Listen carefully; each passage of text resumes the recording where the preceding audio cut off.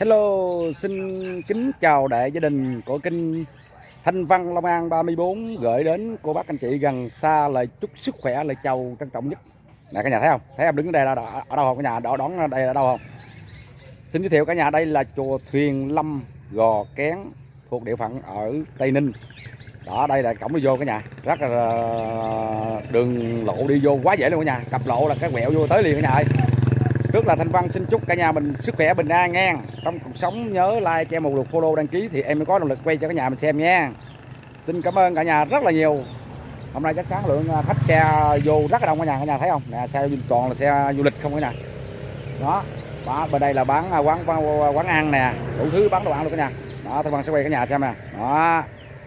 Ở đây sau lưng của Thanh Văn có mẹ Phật Mẫu Quan Thế Âm Bồ Tát quá đẹp luôn cả nhà. Đây, cái cổng cả nhà thấy không? Cổng nè, cổng đi vô nè. Đó, cổng nó vô nè, chút xíu Thanh Văn sẽ quay cho cả nhà mình xem nha.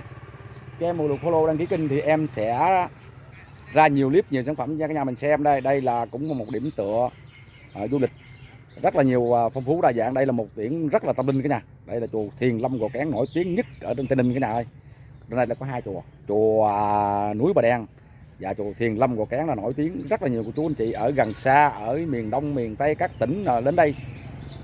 Trước là tham quan du lịch rồi sau nữa là lại Phật cầu bình an sức khỏe nè, gia đình hạnh phúc nè cả nhà thấy không? Thanh Văn đứng trước đây là cổng đi vô nè cả nhà. Đó cả nhà thấy không? Đó, cả nhà đi vô nè, thấy đẹp không? Chùa Thiền Lâm Gò Kén, xe cộ chạy gần gần luôn. Đó. Ở bên đây thì đồng lúa. Đó. Lúa. Cảnh đẹp không? Vùng nông thôn cả nhà. Đó, cảnh đẹp không? Đó, cả nhà thấy nè, đẹp tuyệt vời không? Đây nè. Đó. Không đợi đến cô bác anh chị chờ lâu, Thanh Văn sẽ quay trong chánh điện cho cả nhà mình xem nha. Để khám phá những ngôi chùa này nhiều Phật, giới thiệu cho cô bác mình đến đây là lại cầu bình an sức khỏe nha. Xin kính chào, đi vô quay cho cả nhà mình xem nha. Xuân Bính Ngọ 2026 trong đây sẽ có cái gì? Đó, cả nhà mình thấy đẹp không? Đó, đẹp xuất sắc không? Cả nhà thấy không? Đây, Thanh Văn đến trước cổng chùa Thiền Lâm Gò Kén sẽ vô quay cho cả nhà mình xem nha. Bên trong sẽ có gì? Có cái tháp quá lớn luôn cả nhà. Tháp rất là đẹp. Bên cạnh đó cô chú anh thấy cô chú anh chị đến đây rất là đông nha. Trước cổng chùa có 4 sư nữ quá đẹp luôn cả nhà. Quý vị và các bạn nghe là ở dưới miền Tây là có một ngôi chùa rất là linh thiêng, có một chị gái đi sao mà chui qua luôn cả nhà. Chui qua dướng luôn cả nhà, mấy tiếng hồ mới qua được cả nhà ơi. Đó, quá trời đẹp không? Cả nhà thấy không? Đó. Nè, cả nhà thấy không? Có tháp quá cao không? Quá đẹp không? Quá xuất sắc không? Đó, em ra nhiều clip nhiều sản phẩm cho cả nhà mình xem nha. Đó, chùa trang trí thật là đẹp luôn. Nam mô Di Đà Phật, Nam mô Di Đà Phật. Mong lại Phật. Thanh Văn sẽ đến đây ghi hình cho các bác anh chị. Chùa này thì cô bác vô chụp hình quay phim thì thoải mái luôn cả nhà ơi. Không ai cấm cản gì hết, cả nhà thấy không? Đây nè. Em sẽ vô quay cho cả nhà mình xem nha. Thật là đẹp tuyệt vời luôn cả nhà. Chúc cả nhà mình sức khỏe bình an trong cuộc sống nha. Nhớ cho em một lượt follow đăng ký kênh nha cả nhà. Rồi nói lẹo miệng luôn rồi. Quý vị và các bạn xem nè, quá đẹp không?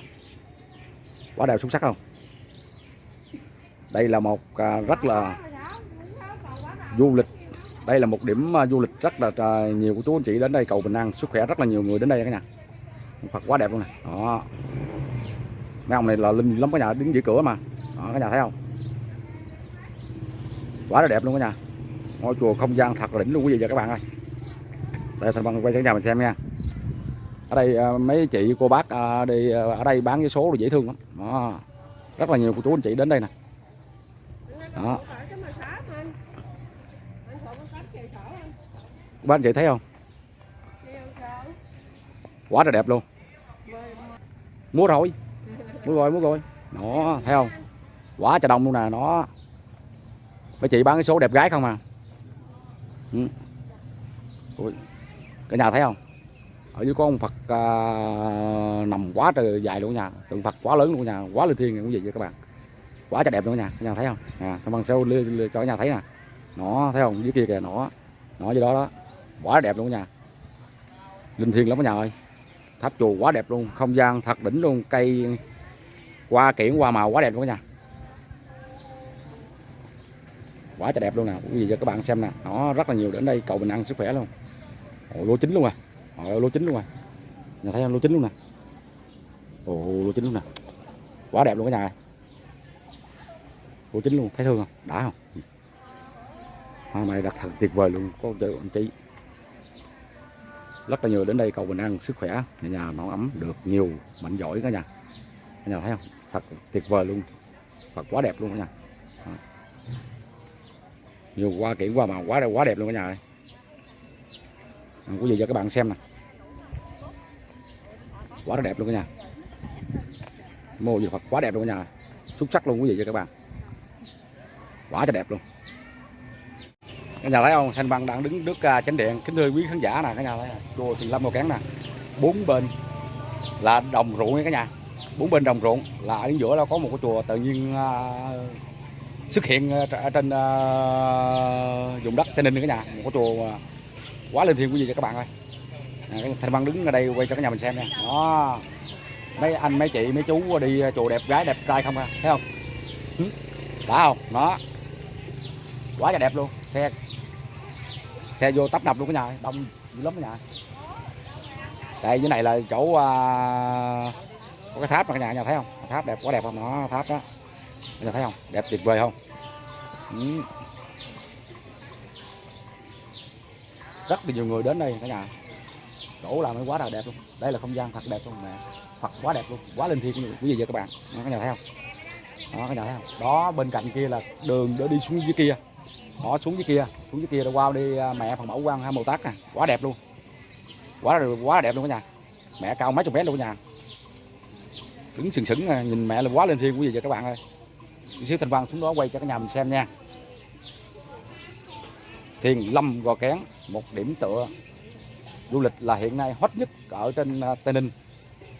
Nhiều chùa đẹp để Thanh Văn sẽ quay giới thiệu cho cả nhà mình xem nha. Thật là tuyệt vời, là cả nhà thấy không? Quá đã luôn nè, quá đẹp luôn. Các anh chị xem nha. Quá đẹp, xuất sắc luôn cả nhà. Thấy không? Cả nhà hãy chần chờ làm gì nữa, cho em một lượt follow, đăng ký kênh nha. Xin cảm ơn quý vị và các bạn rất là nhiều. Đây Thanh Văn qua bên kia quay mẹ Phật Mẫu Quan Thăm Bồ Tát cho cả nhà mình xem nha. Bên đó có cái gì để Thanh Văn hãy giới thiệu cho cả nhà mình xem nha. Cả nhà thấy không? Quá đẹp luôn nè cả nhà. Rất là nhiều YouTuber đến nè. Nó quay phim chụp hình quá trời luôn cả nhà. Quá trời đẹp luôn. Quá xuất sắc luôn. Trời ơi, đi chùa quá trời đông luôn kìa.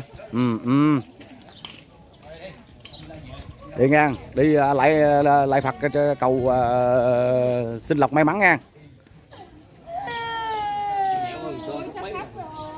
Quá đông không?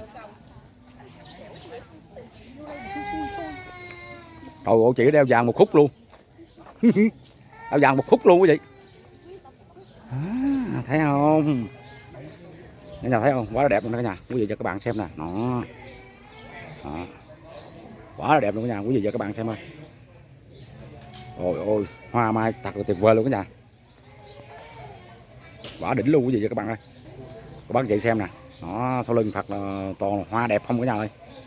Quá đỉnh luôn cả nhà, quá xuất sắc luôn quý vị cho các bạn. Đó. Hoa đẹp quá ta. Quá đẹp luôn trời. Cả nhà biết comment dưới cho em biết là hoa gì cả nhà.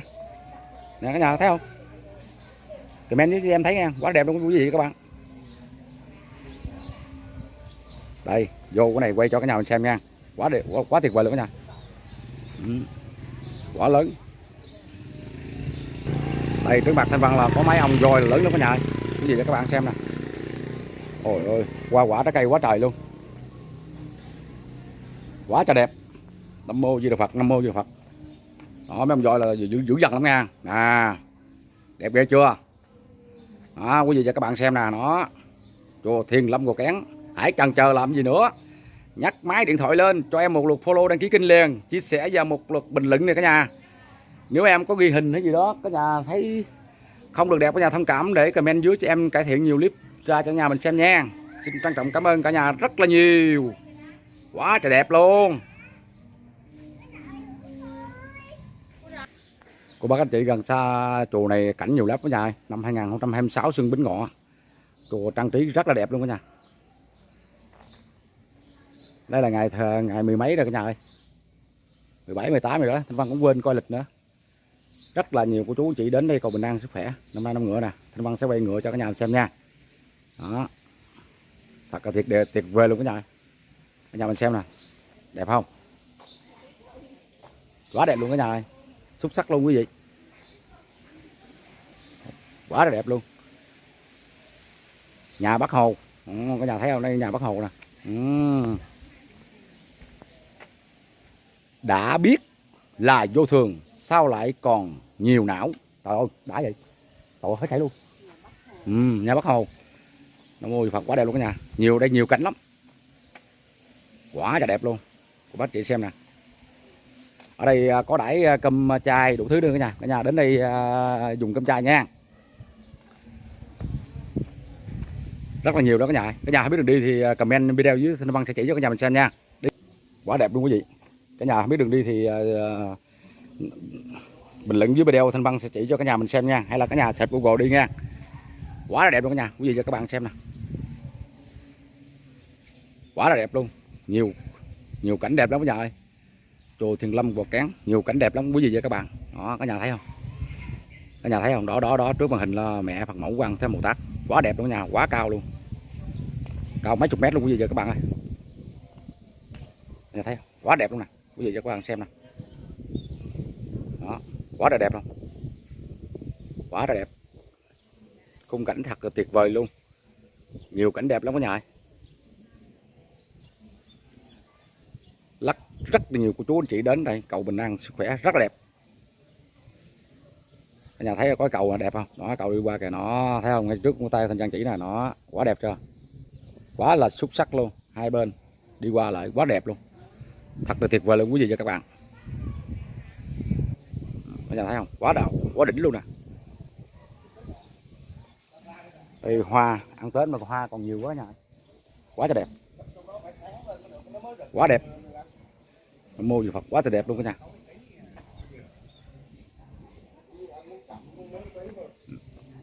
Quay cho cả nhà mình xem, quá là đẹp luôn cả nhà quý vị và các bạn, quá tuyệt vời luôn các bác anh chị. Cầu đi vô quá đẹp, quá xuất sắc luôn, đỉnh luôn quý vị và các bạn ơi.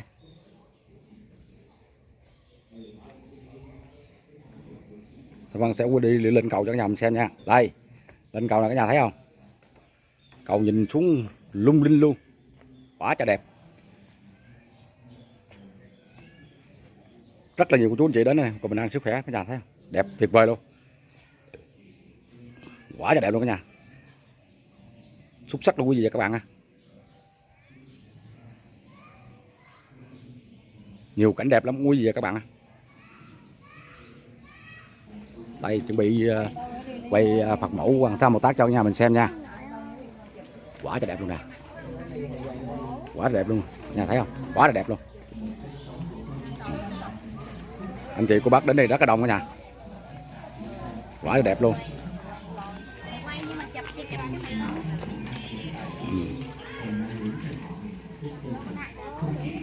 Cái nhà thấy không, đây là chỗ kênh Lưng nữa nha, kênh Lưng ngang, quá là đẹp luôn quý vị và các bạn.